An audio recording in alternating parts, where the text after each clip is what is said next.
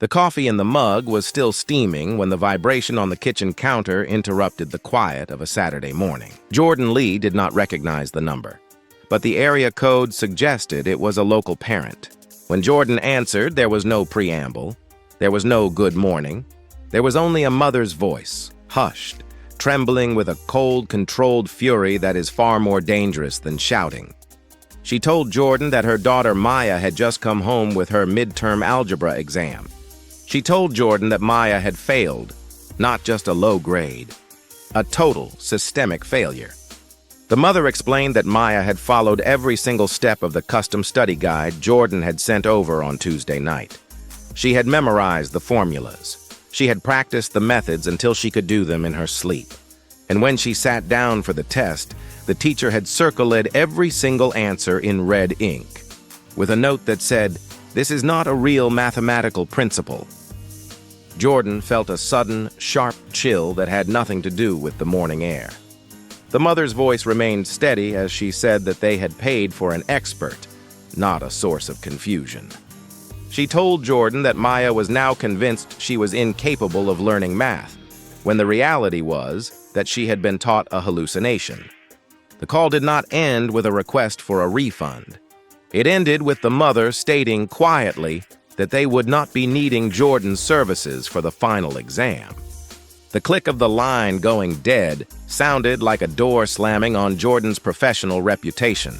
In that silence, Jordan realized that 3 years of building a boutique tutoring practice had just been compromised by a single, unverified problem.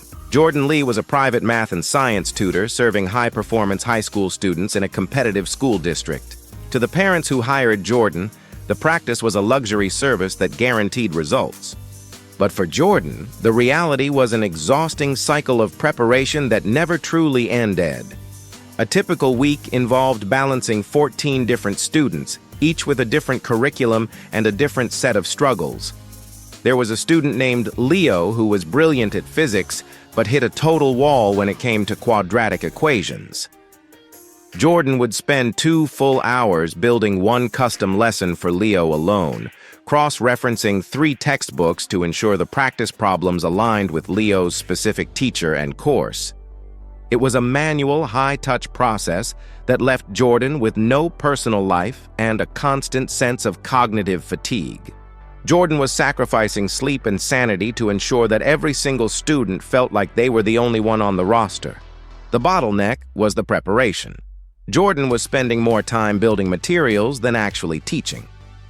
Jordan decided to use generative artificial intelligence because it felt like the only way to survive the upcoming exam season. Jordan opened the laptop and typed a prompt asking the software to generate 10 practice problems for Maya's specific algebra unit, including step-by-step solutions using a specific method of factoring. The software produced a clean, professional-looking document in less than 30 seconds. Jordan scanned it quickly. The logic looked sound. The numbers looked right. Jordan formatted the output into a PDF and sent it to Maya with a note of encouragement. It was the first time in months that Jordan had finished work before midnight. Part 3. The Disaster. The disaster was revealed 4 days later. It was a Thursday evening. Jordan was sitting at the kitchen table when Maya's mother sent a photo of the exam through the messaging app. Jordan opened it slowly, not expecting anything unusual. The red ink was everywhere. The artificial intelligence had not just made a calculation error, it had hallucinated an entirely new way of solving for X, one that looked mathematically elegant but was fundamentally incorrect. It had invented a shortcut that violated the laws of algebra. The teacher's notes were blunt, questioning where Maya had even seen such a method. Maya had trusted Jordan. Jordan had trusted the machine. And the machine had not cared about the truth. Part 4. The Damage. The damage control was a blur of digital apologies and financial bleeding. Jordan spent that Saturday issuing full refunds to every family on the roster. By Sunday evening, 2 families had left the practice without responding to the apology emails. Jordan refreshed the inbox repeatedly, watching the silence accumulate. The roster that had taken 3 years to build was now half its size. That evening, Jordan sat alone in the office with the lights off, watching the rain hit the window. The inbox held 11 unanswered messages. The practice calendar showed gaps where sessions used to be. Jordan just sat. The efficiency that had felt like a miracle 72 hours ago now felt like a betrayal of every student who had trusted Jordan's name. Part 5. The Rebuild. The recovery began with a weekend of total systemic reconstruction. Jordan did not delete the technology. Jordan decided to master it. That Saturday and Sunday were spent cross-referencing every AI output against verified mathematical proofs. On the very first review, Jordan caught a generated geometry problem presenting an incorrect theorem about parallelogram diagonals, stating they were always equal, when in fact, that is only true for rectangles. The error was subtle. It looked authoritative. A student who trusted it would have failed the next test just as Maya had failed hers. Jordan realized that the machine was a brilliant brainstorming partner, but a terrible authority. A new workflow emerged. Jordan would teach the concept live first, then feed the correct verified formula into the AI to generate practice variations. But before those variations reached any student, Jordan solved every single one manually, looking for hallucinations hiding inside the polished formatting. It was no longer a shortcut. It was a high-precision filter. The new system was still 30% faster than the fully manual days. Part 6. The second failure. As the practice stabilized, a new and more subtle problem began to emerge. The efficiency was working, the accuracy was restored, and yet something was thinning at the edges of every session. The personal attention paradox arrived during a Thursday evening phone call.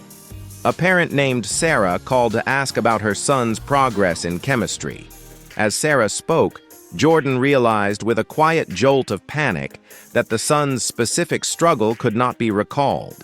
The digital file was perfectly organized, but the mental image of the student, his specific confusion, his learning style, the small human details that made a tutoring relationship work, was a blank.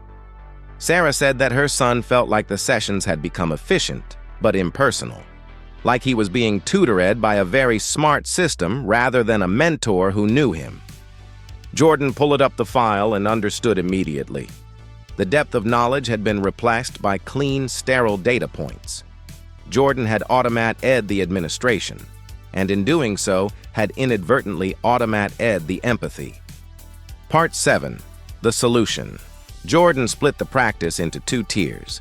A standard tier for students who need verified materials and weekly progress checks, and a premium tier, capped, deliberate, unhurried, for those who required the full attention of a human expert who would remember every detail of every session. It was the only way to scale the business without losing the soul of the work. Part 8. The Resolution. On a Tuesday afternoon in May, Jordan was not hunched over a laptop in a panic. Jordan was in a one-on-one session with a new student, leaning in to explain a complex chemical bond.